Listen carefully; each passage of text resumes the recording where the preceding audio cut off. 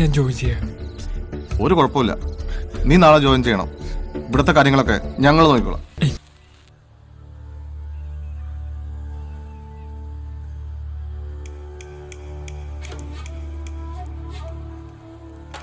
വേറെ എന്തും ഞാൻ സഹിക്കും.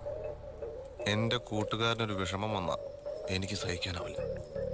അവൾക്ക് എന്ത് പണി കൊടുക്കുമെന്ന് ഞാൻ ആലോചിച്ചിരിക്കുമ്പോഴാണ് സഞ്ജു വിളിച്ച് പാർക്കിൽ വെച്ച് മാല കൈമാറി അവർ പിരിയാൻ പോവുകയാണെന്ന് അവൻ എന്നോട് പറഞ്ഞത്.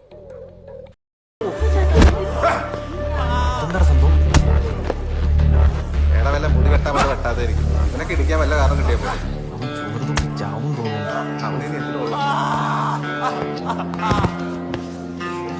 എടാ നമ്മുടെ രവേട്ടൻ പറഞ്ഞ സംഭവല്ലേ? എന്ത്? എടാ ഗേൾസ് ഹീറോ.